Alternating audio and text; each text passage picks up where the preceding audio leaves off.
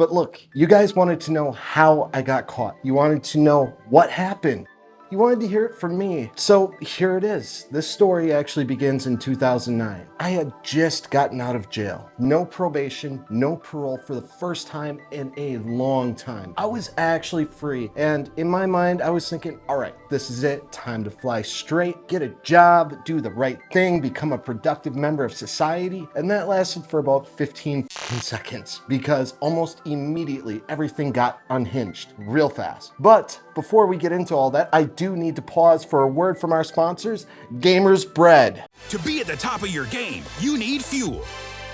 Introducing Gamer Bread, the world's first high-performance bread made for gamers. It's got an ambidextrous grip, strengthened fingers, and improved dexterity. And when you're done, fuel up with maximum caloric density for maximum focus.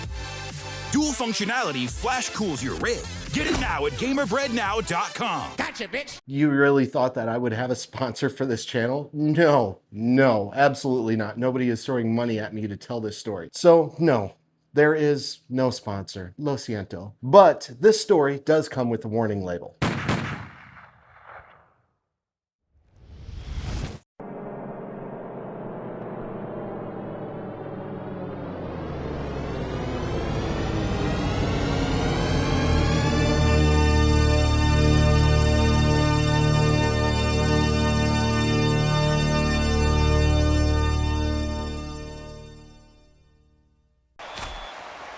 Se lo perdió Rahimi y ahora el contragolpe Donovan, se le va larga Donovan, la quiere por derecha Altidor, al área viene y la cita con el arquero, ¡gol!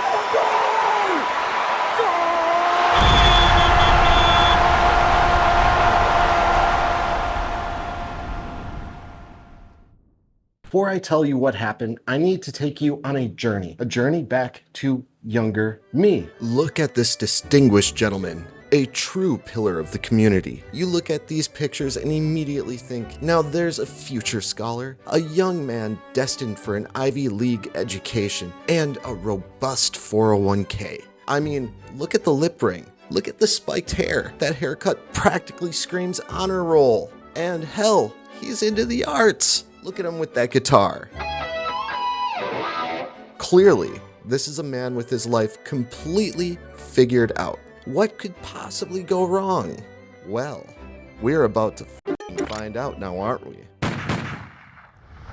Like I said, it's 2009. I just got out of jail. No supervision, no probation, no parole, nothing. And that was really weird for me because I had basically been under some kind of supervision since I was a kid. So for the first time, I had this strange thing called freedom. And I did what responsible adults do. I got a job.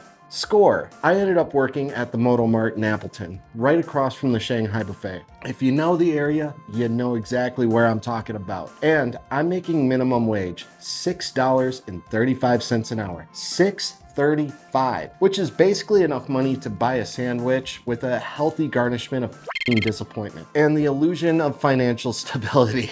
The owner paid me in cash, which already should have been a sign that this whole thing was going to be a ass little circus. But for the first couple weeks, it was fine. I showed up, I worked, I tried to act like I was going straight and narrow, doing that thing, but then I started noticing something. This dude didn't just have me working the register, he had me doing all kinds of random stuff that had nothing to do with my actual job. I'm on the roof, I'm doing maintenance, I'm cleaning this, fixing that, running around like I'm some discount gas station handyman, and I'm thinking, bro, I make $6.35 an hour. Why the am I on the roof doing your job? This wasn't my job anymore. This was him trying to squeeze every damn penny of labor out of me that he possibly could. And I did what I traditionally did back then when I felt disrespected.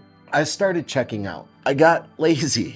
I started off. I'd be on my phone, I'd text, I'd stop pretending I cared, and I wasn't even sneaky about it. That's the thing. I wasn't hiding. I was just standing there with the attitude of, yeah, I'm on my phone. You want me to be a cashier, a janitor, a roofer, a maintenance guy for minimum wage? Cool, then I'm gonna do whatever I want, and I'm gonna text. Mature? No. Understandable? Also probably no, but that's where my head was. And at that point, I didn't know it yet, but this gas station was about to become the first domino that started as a minimum wage job, turned into a money machine. Then drugs, guns, girls, and the SWAT team. Well, the SWAT team came much later, okay? All from one stupid little gas station. And that's the part that still gets me. I wasn't trying to become some criminal mastermind.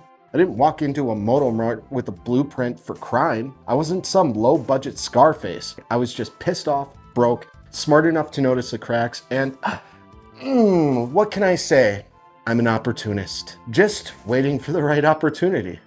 And it didn't take long for that opportunity to fall right in my lap, because one day, the owner caught me on my phone. And this is where our story takes its first big turn. After a couple weeks, the owner finally catches me on my phone. And I wasn't hiding it, like, at all. I'm just standing there texting like I'm the assistant manager of not giving a fuck, and he walks in, sees it, and immediately starts going off on me. Now, I already feel like this dude is squeezing every penny out of me.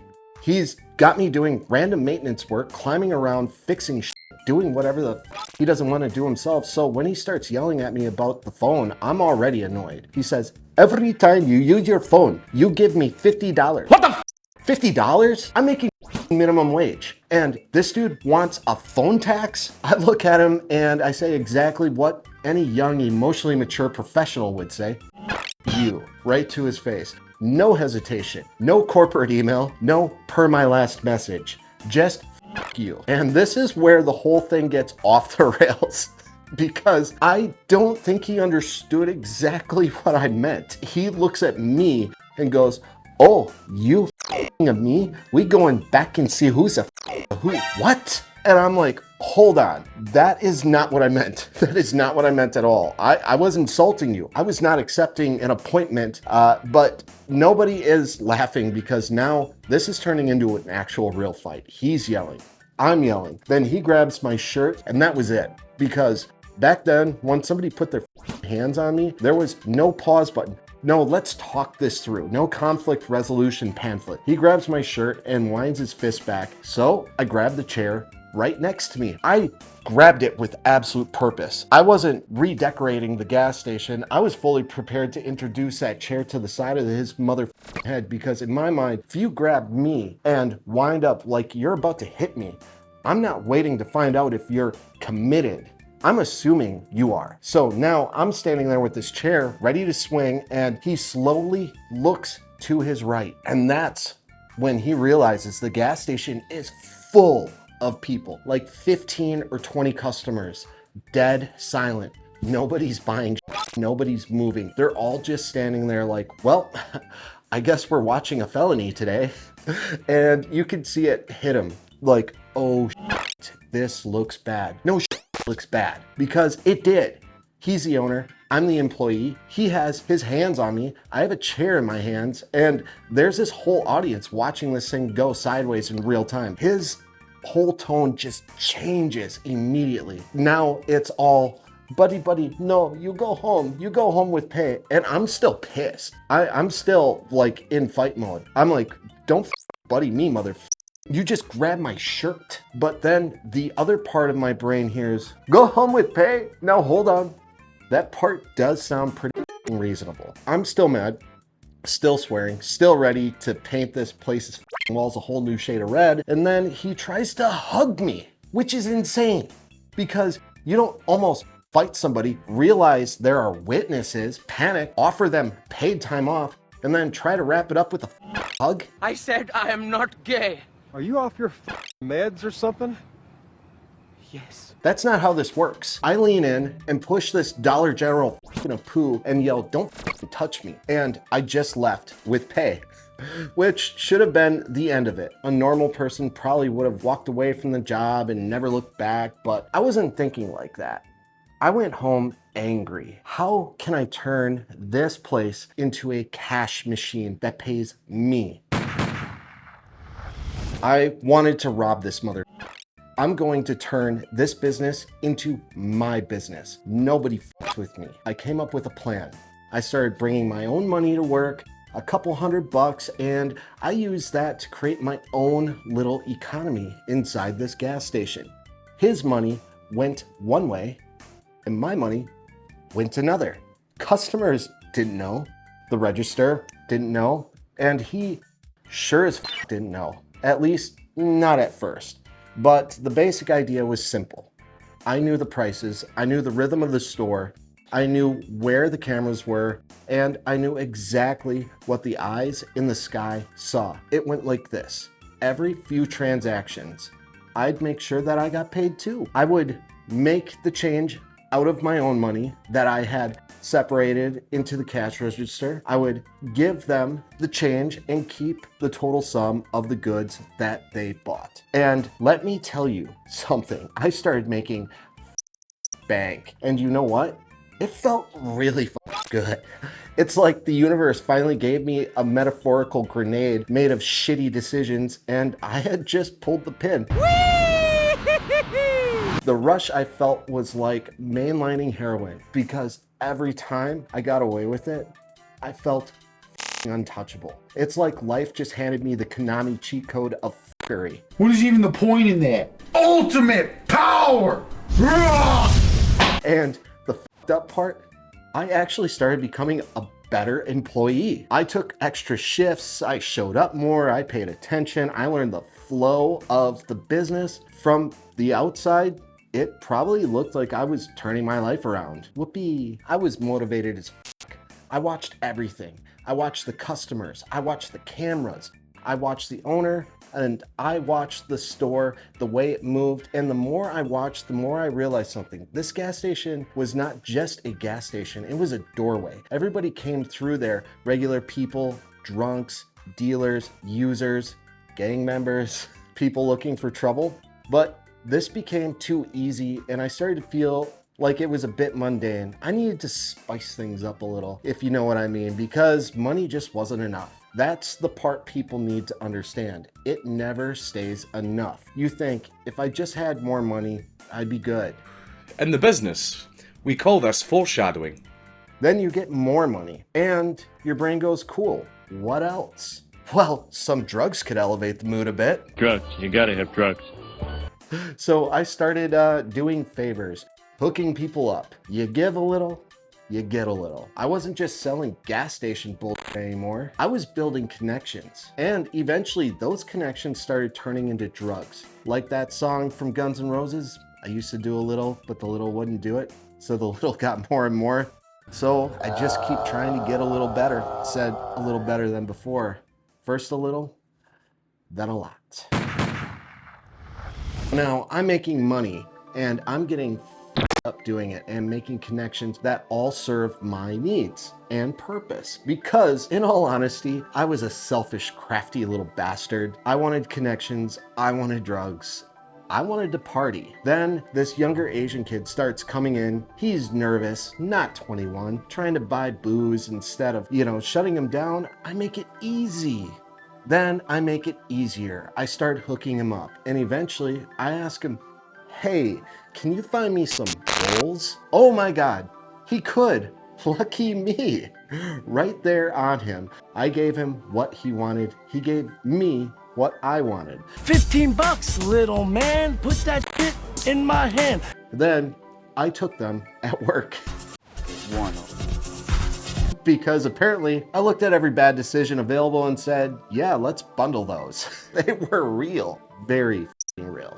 Oh, mate, I'm busting the fuck nut here. I've got to go and dance. So now I'm making money, getting f***ed up, and having a great time doing it. Very quickly, I had scheduled gas and goes. I had security that I paid to make sure that nobody stole unless it was on the clock, because you're not going to steal a damn thing without setting it up with me. You f***ing got it? I had my own employees watching the inside and outside of this place. I was getting paid and they were getting paid. And we were all getting paid very well. Who would have thought? I had this entrepreneurial mindset. It was just waiting to be unlocked. Everything starts moving faster. Then I get invited to a party. Somebody asked me, can you find some pills? And I say, how many? They say, about 20, 30. I make the call, ring, ring. I meet that Asian kid at the park, pay for them, then took them back to the party, and I sell all of them in less than 30 minutes. They're gone. Poof, gone. That fast. But I needed more. So I call him back. Mind you, this is less than an hour later. And I say, I need more. He's confused. What do you mean you need more? I just gave you some. Yeah, they're gone. And he's just shocked. He's just stumbling for the right words. Well, we don't really move like that. Like, cool, dude, I hear you, but I need more. Like now, pretty fucking pleased with the cherry on top. And I don't care about this motherfucker. I wasn't just going to stop asking until mommy and daddy got me all the things I wanted for Christmas. You kidding me? So he got me more, and I sold those too. Damn, I'm good at this. I could read people. I knew how to manipulate situations. I could metaphorically stack the deck in my favor 100% of the time. I could talk, move through a room. I could make people feel like I was the guy they needed to know. That's how stupid I was. I thought I found my thing, and it scaled fast. A few pills turned into more, then way fucking more. Then one day, he shows up with an Xbox, still in the box. Looks normal, like somebody just bought it from Walmart. But inside the actual Xbox are bags, 10 in total, with 100 per bag. Different colors, different stamps, 1,000 of them. Younger me thought that was the coolest I had ever seen. Those crafty little bastards. And from there, the gas station became useless. I didn't need it anymore. The place that started as a shitty job became a doorway. And once I walked through it, I stopped caring completely. I'd show up high, I'd close early, I'd leave shit unfinished, I'd eat whatever I wanted, I'd erase the tapes, I'd treat the place like it had already belonged to the dumpster. Because in my head, I had graduated, minimum wage was over. The gas station was over. I wasn't working there anymore. I may or may not have peed in the freezer on my last day. It's a bit fuzzy though. Do you think I've got superpowers? No, you've pissed in the fridge again! Well, you know what they say, shit happens when you party naked, and well, it was time to party. After the gas station, I started selling drugs full-time, and somewhere in that mess, I picked up nicknames. E-Man, Party Ghost. You get a D- for creativity. I didn't pick the names, I just wore them, and at this time, I liked it. People knew me, but they didn't know me. I had drugs, money, a few girlfriends, I think. I'd show up to a party and the whole room would shift. People knew why I was there. They knew what I had. They knew boring was about to turn into, oh, we're fucking doing this now. It's about to get weird. And I ate that up. I loved it. Money in my pocket, girls around me, phones blowing up, hotel rooms, house parties, nice cars. You know what they say, the world is your oyster, so it felt like freedom, power, chaos, and I loved it. At least I thought I did. Because when you're moving that fast, you don't have to sit with yourself. That's the whole trick. Keep the night going, the music loud. Some hottie is always next to you, and thine pockets overfloweth with banknotes. But after a while, my thoughts and feelings shifted. I felt empty. At first, it was easy to ignore. Drink more, take more, sell more, go somewhere else, find somebody else, make another story out of another bad idea. But that feeling kept coming back.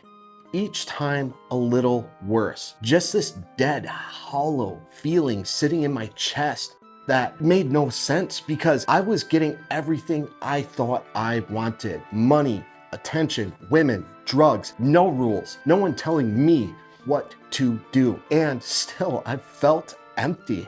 Nothing actually made me happy. That's a scary thing to realize because if the stuff you worship doesn't fix you, then what the are you supposed to do? What are you supposed to chase next? I didn't know. I didn't have a plan. Eventually, it got so bad. I remember driving down 41 South on my way to Chicago. I was completely empty, a desolate, hollow husk of a human being, and I was just sick of it all. The more I got what I wanted, the emptier I felt. What the is wrong with me? Why does nothing satisfy me anymore? What in the is wrong with me? I had a heart-to-heart with God on this stretch of highway, and it was probably the most honest I had been in my entire life. I said something like this: God, I don't get it. I'm getting everything I thought I wanted, and I feel nothing. The more I get, the less I feel. So I don't care anymore. I don't care. Just pick one. Jail, hospital, death. It doesn't matter, all right? I just don't care anymore. And I meant it. I just didn't know that this prayer, this honest moment that I had with God, it was about to get answered pretty quick. There were moments that were actually a lot of fun and that I can't believe actually happened in real life. This is one of them. So I had started dealing with this crew, gang members. I won't say which one they were, all right? If you have an imagination, you're probably correct. And one day I ended up at their clubhouse. And when I say clubhouse, don't picture some nice organized little headquarters, no. Picture a house that looked like it had lost a fight with poverty, rage, and a giant pit bull. This place was trashed, stuff broken, chew marks everywhere. And they had this massive white pit bull, biggest pit bull I had ever seen to this day. This dog looked like it ate other dogs for cardio, but somehow this giant animal was terrified of their leader, which tells you everything you need to know about the energy in that house. That dog would shit everywhere, chew everything up, run around like pure anxiety with paws. When the leader came home, that dog knew. You could feel the whole room change, and I'm sitting there thinking, I'm cool with whatever they got going on, because sometimes survival is knowing when to shut your mouth and let the pit bull household manage its own internal affairs. We go upstairs and there's a table. On the table, cocaine, guns, ammunition, just laid out. And younger me is looking at this like, wow, this is actually kind of cool, because apparently I had the survival instincts of a moth near a bug zapper. At some point, I give them some pills to try, ecstasy of course, and here's the funny part. They didn't know shit about it. Nothing. These dudes knew weed, beer, cocaine, guns. That's it. And breaking stuff. That was all what was on the menu. It was like going to In-N-Out Burger. They only got 6 things, but they do those 6 things really well. But ecstasy, completely new territory. So I give them a couple and tell them, hey, try these, let me know what you think, and I leave. Later that night, I was with some other girl at her house, and Joker calls me, and he's like, yo, E-Man, you gotta get your ass over here. I'm like, why? He goes, dude, he's freaking the fuck out. I could hear screaming in the background, and I already know what happened. Somebody took the pills and didn't know what to expect, and now the whole house thinks I poisoned their leader because he was the one who took it. We are off to a great start now, aren't we? I go over there, Joker meets me at the door, and he's already laughing, which tells me 2 things. 1, nobody is dead, and 2, this is about to be hilarious. We go upstairs and I can hear this dude yelling before I even get into the room. The rest of the crew is standing there nervous as hell, backs against the wall.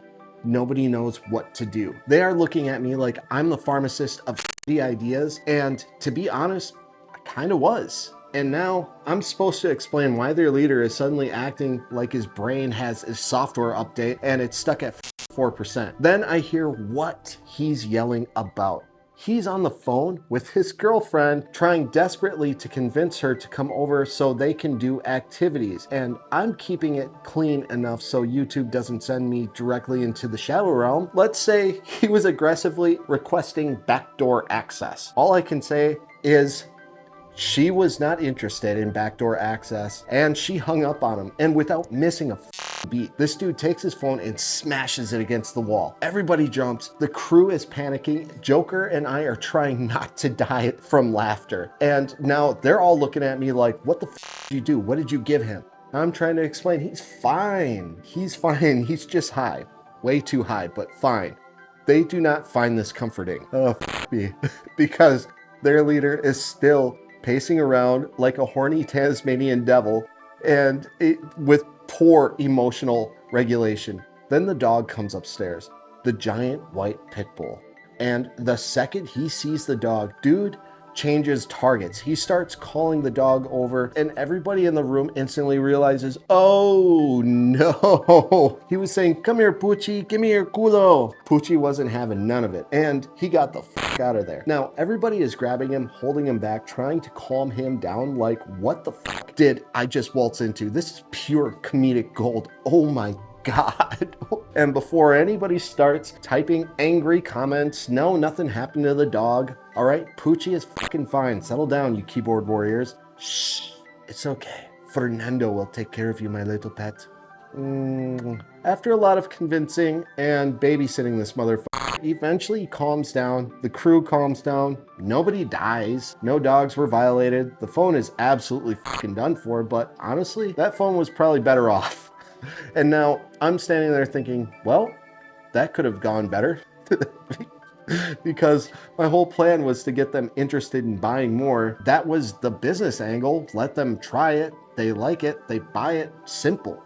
Except instead their first experience involved whatever the f I just walked into. So their skepticism was unfortunately at an all-time high. If your first experience with a product ends with your leader trying to negotiate date night with a dog and losing, you're probably not rushing to put in a bulk order. But eventually, after enough talking and reassurance, and everyone pretending that that night wasn't as insane as it was, they bought a little. Not a lot, just enough to keep the door open. And that's one thing about that world. Every door opened to another room you probably shouldn't walk into. And this next room, that one smelled like beer, burnt carpet, and a cleaning lady who deserved hazard pay. So after the pit bull incident, you would think that everybody involved might take a moment and self-reflect about their choices that we're making in life. No. Not even close. I just got done reading The Heroin Diaries by Nikki Sixx, and that sounded lit to me. Some people want a house, some people want a career. I wanted to destroy a rented hotel room and pretend I was in Motley Crue. And right away, this place turns into a fucking disaster. Girls, drugs, guns, spray paint. Yes, spray paint, because why not? Let's elevate the aesthetics of the room with a little bit of original artwork. My Hispanic buddies started tagging the walls. We're having a good time. We're doing drugs. We're getting f***ed up. They're taking those pills of ecstasy. This is it.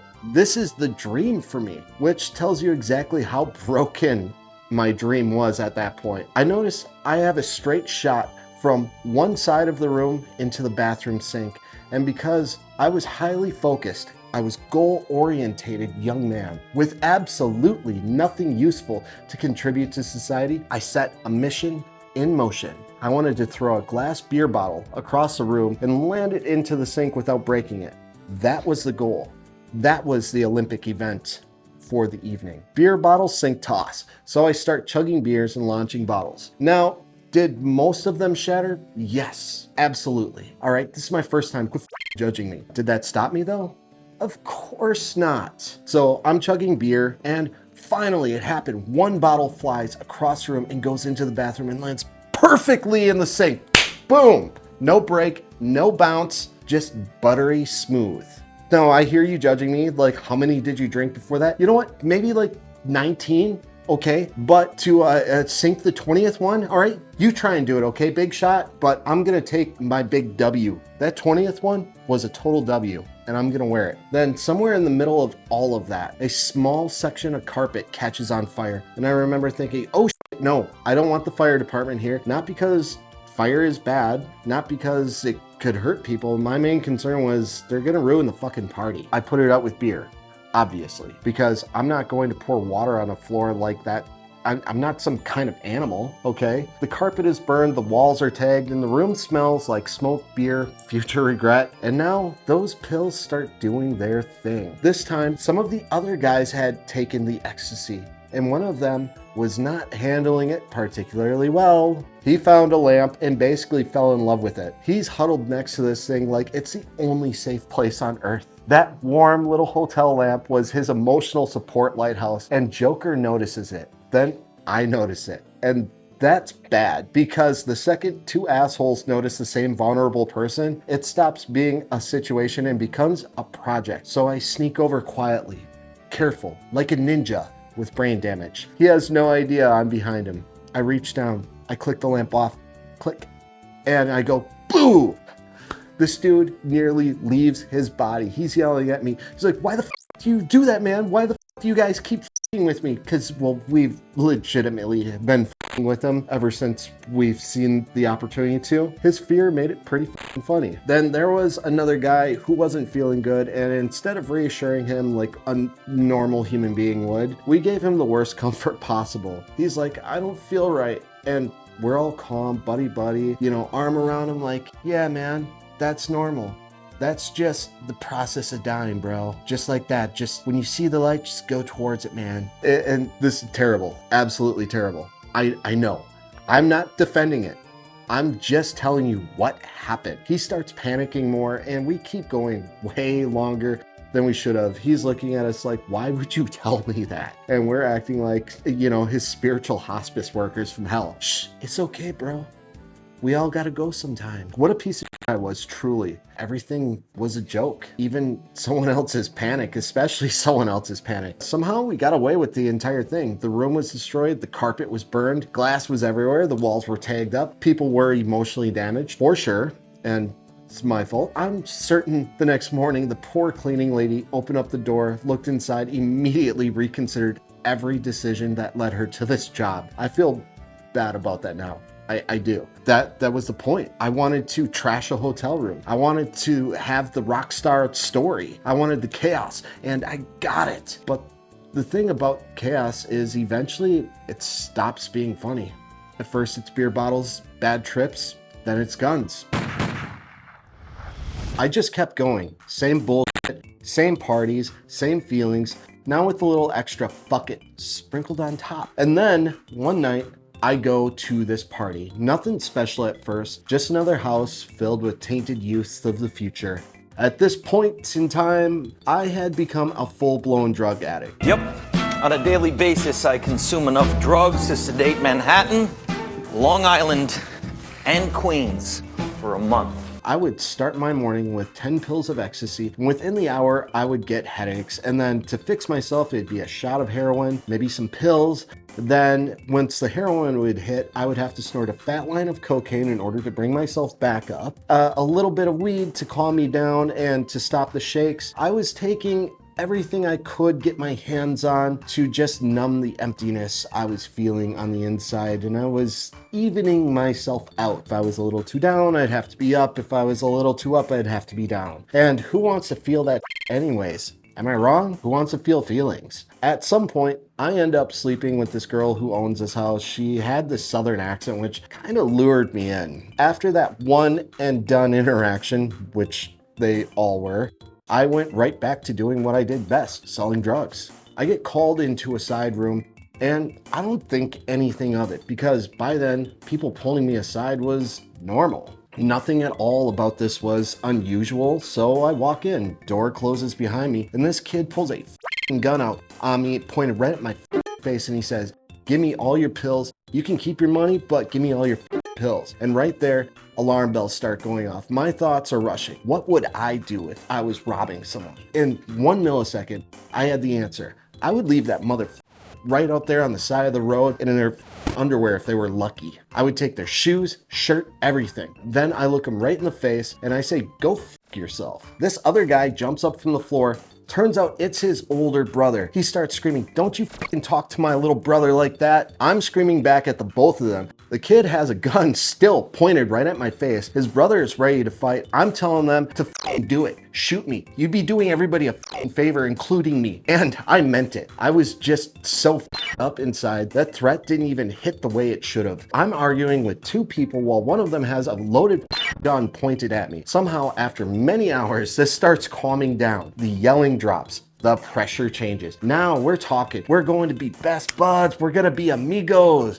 We're going to get drinks and we're going to have a good time. On the outside, I'm playing along. Yeah, we're good. On the inside, I'm already thinking, if I ever see these motherfuckers again, I'm going to wipe away that shit stain off the diaper of fucking life. That night had changed something. Up until then, I moved around free, feeling untouchable. That room reminded me real quick, oh no, stupid. People can get to you, rob you, so what did I do with that lesson? I decided I needed to get a gun. I call Joker. I say, hey, do you guys have some heaters? And he says, yeah, man, come over. I got something real special for you, E-man. I dropped what I was doing and drove right there. I showed up and they bring out this rifle, a military-styled crate, and it looked mean as f. And from what I could tell, it was military issued. And it came with 500 rounds of ammo. Yeah, I'll take it. And I'll get that 9mm that's right there, right next to it. Now, put this into perspective. What I just did was really illegal because I was already a felon. Me possessing this was way not cool. A felon in possession of a firearm had serious consequences attached to them. Younger me felt secure. That's how delusional I was. I started bringing my 2 new buddies with me wherever I went. At that time, I also had something close to a girlfriend. She was a beautiful girl, rich family. Her parents bought her a brand new Mercedes. And for some reason, she liked sitting in the passenger seat while I drove around going from place to place. She liked me because of the danger aspect of it all. So one night, I drop her off at her parents in Kaukauna and start heading back towards 41 South. And I hit up this dino stop because I needed something. I was super hungry at this time. The clerk is about to throw away all these donuts and I'm like, yo, can I get those donuts? And much to my surprise, he said yes. Fucking score, right? So now I've got a bag of free donuts and I'm driving, eating, texting, talking on the phone, flying down the highway over 100 miles an hour, completely oblivious to the world around me. Then I see blue and red lights. I'm getting pulled over and I'm riding dirty as hell. Not a little dirty, I mean a felony buffet dirty. I've got heroin, 300 plus pills, uppers, downers, and all arounders. So I do the only thing I could think of. The pills and the rest of the drugs go into the donut bag under the donuts. I was trying to make it look like I wasn't moving at all while I did this very illegal act. The officer walks up, I roll the window down. He asks if I know why he pulled me over. And I know exactly why, because I was driving like a idiot. So I apologize and I tell him I got a call from my dad and I stepped on the gas a bit hard, but I keep it cool. I have to say, it's rather easy for me to keep my cool in these situations. I don't know why, but it is what it is. He shines the flashlight around and it lands on the donut bag. What's in there? Keep it cool. Keep it cool, nothing to worry about, just keep it cool. I open up the bag and by some miracle, all he sees are donuts. And when I'm nervous, I can really lay down the humor. So I offer him one with a big smile on my face. At this point, I'm either going to prison for a very long time or I'm about to become the friendliest donut dealer in Wisconsin. I can see him laughing at this whole interaction. He says he's trying to watch his weight and holy he's falling for it. Oh my God. No way. This is working out for me. We both joke around for a bit and my anxiety is starting to leave until the flashlight moves to the floor behind me and he sees something, one of the stocks to the gun. I completely forgot about that and it's right there behind my seat. He asks, what's that for? My brain is in overdrive and I come up with this Scooby-Doo ass story about my dad restoring things. He's disabled and these things keep him busy, blah blah blah, giving him something to do. And would you guess what? We have something else in common. Oh my God, somehow this motherfucker relates it to his dad. He also has a father that loves to do little projects and it low-key annoys him. We're both just sitting there joking and laughing and I'm laughing so hard on the inside because I'm getting away with this shit. All he would have to do is look in the trunk and realize there is a much bigger problem because that's where the rest of the guns were, the ammunition, the crate, all of it. But it never happens. Holy I am getting away with this. And he lets me go with a warning. A warning. I drive away doing the speed limit with both hands on the wheel. I don't even fully process it until I pull into a Walmart parking lot. Then it hits me. If he had searched that car, I was done. Done. What do I do with this realization? I start uncontrollably laughing because I got away with it. To all of you watching and listening, that should have been the moment I realized maybe I should just walk away. This would have been a golden opportunity to turn my life around, go in the opposite direction. I could have stopped right there. But just as I've done before in the past, even though I saw all the red flags and tape, I continued to step right over all of it. Surprising, right? I took that warning, wiped my ass with it, and went right back to doing dumb shit. I keep moving. Then one night, I'm at this house party, middle of winter, cold as outside. Not some huge party either. Honestly, it was kind of dead. I had pills on me, money, other stuff, but this time around, I left the guns in a storage unit that I rented. I know I'm thinking so much smarter and clearer these days, but the party wasn't moving like I wanted. I decided to put the drugs in the lockbox inside my car, and I locked the car. We're just hanging out for a bit. One group of people left, but we hung out for like another 20 minutes. Then it was time to leave. When we finally go outside, I see my car door wide open. I run over, look inside, and it's gone. My money, drugs, all of it, gone. All I felt at this moment was pure rage. I wanted blood. I'm screaming. I'm punching the car. I'm losing my mind. Who the took my shit? Where the did they go? The funny thing about this was that only one group of people left, and it was too cold for people to be randomly stealing out of cars. So I knew exactly who took it. It was the first group of people that left. So I started calling one person after another to see if they would show up or not. I'm gonna kill these motherfuckers. And the girl that I was with was feeding into it. Yeah, you should kill them. You should kill those motherfuckers. We start figuring out where they went, and it didn't take long. I had a lot of connections with people who wanted me around. I call up my buddy Joey in Menasha, and I start asking him if they showed up, and you know what he says? He says, yes, they showed up. I tell him, don't say a thing. Keep them there. They just robbed me, and I'm on my way right the now. I'm driving fast as fueled by pure rage, and this whole time, my girl was telling me to go to my storage unit, and I should shoot those motherfuckers. Oh, what a great idea.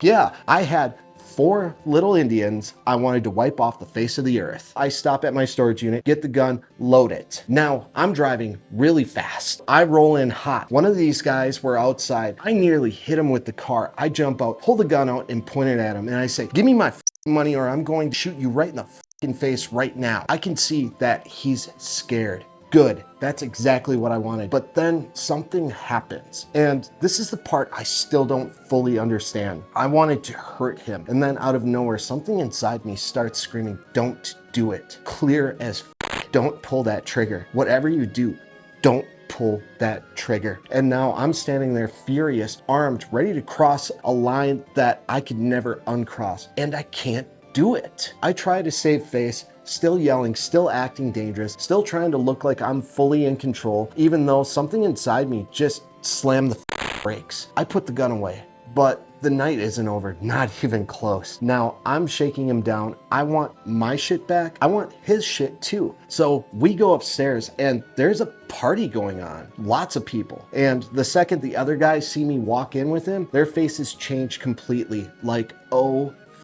everybody starts piecing it together. Where did they stash my shit? Who has what? We're figuring it out right now. The amount of tension in the room is palpable. There are 3 more people who were in on it. The room shifts against them in an instant. And this is where this fat that was with them grabbed a kitchen knife and he huddled himself against one of the walls. And my buddy Joey comes out of the bathroom with a big stack of money and he says, here's the rest of your money, E-Man. And this little mother is the one that put it in there. And then the whole room explodes in a fury of anger. Not metaphorically, people start beating the out of them. It turns into a swarm. It gets ugly fast. One guy got the brunt of it and he was bleeding badly, but all of them were collectively bleeding all over the place. And I'm still mad, but this situation is changing because rage is one thing. A bleeding guy who clearly needs a hospital is another. And that's when panic starts creeping in because now we've got a problem. A real problem, and nobody wants him going to the hospital with the story. Now, the young man who is bleeding everywhere was frantically looking out the window, and he was looking for a way out. No shit. And then all of a sudden, he sees a police officer and books it. He takes off down the stairs. I chase after him. I go to grab him, and somehow I end up with his sweatshirt in my hands while he just keeps running. Then a flashlight hits me, and I hear my name. It's a cop I knew from school. He sees me, and he says, "Eros, stop!" And I do exactly what any innocent man would do, is I ran right the back upstairs, and I slammed the door right behind me, because what the am I supposed to do? I'm inside trying to this situation in my head, and I'm trying to convince myself this can blow over, because usually if the cops showed up to some party, they'd hang out, get annoyed, and eventually leave. That's what I thought would happen. Boy, was I wrong. An ambulance came, and more police showed up, a lot more. They smash out my car windows and pull out the gun that was wrapped in the blanket in the back. What do? What the do I do? Then departments from everywhere start showing up. Appleton, Menasha, Nina, Grand Chute, Oshkosh. We're looking out the window, and the street is lighting up. Red and blue squad cars everywhere. People inside are scared now, and SWAT shows up. The SWAT was not there to hear both sides of the story. Now, this whole situation is a different animal. Barricades go up, streets get blocked, neighbors are being told to leave their houses, and for the first time that night, that rage starts dying. What am I going to do? There is no way out of this situation. I am super. That's it. You're just trapped. And that prayer comes back into my head. Jail, hospital, death. Pick one. I took a dangerous amount of pills, 25 plus, whatever drugs I had left, heroin, coke, everything. And to make sure I wasn't coming back, I slammed a bottle of JD. Dying sounded so much better than this shit. Me. And the most up part, it barely touched me. That's how bad my habit was. All that shit should have folded me in half, and instead it just took the edge off. What the Are you serious? Are you kidding me? Then somehow the situation gets even more because SWAT gets somebody on the phone to negotiate, and of all the people in that house, they get the worst possible person. This dude had two settings, unconscious and yelling for no reason. So naturally, he picks option 2. He's screaming at the SWAT, arguing, escalating the whole thing, and I'm sitting there laughing, thinking like, we're gonna die together. This is it. My girl keeps trying to tell me it's going to be okay. Which part? Because we seem to be royally at both ends, sweetie. We're so far from okay right now. Nothing is okay about this situation, and there is no way out. None. After hours of that back and forth, I couldn't take it anymore. I finally hit the point where I was done. I was done running from it. So I said, F it. I told them I was going downstairs to get arrested. I'd admit to whatever I had done and what was mine. I didn't want everybody else eating the whole plate because I was the dumb motherfucker who cooked it. So I walked down. I was taken down to the pavement and cuffed, and just like that, Party Ghost was gone. Poof. All that fake untouchable bullshit disappeared the second my face was on the ground. My hands were behind my back. All of this was over. I was done. Dying would have been so much better than this shit right now. They booked me into Menasha PD. Everybody else was brought there too. And that part actually hit me because I knew I did this. I caused it.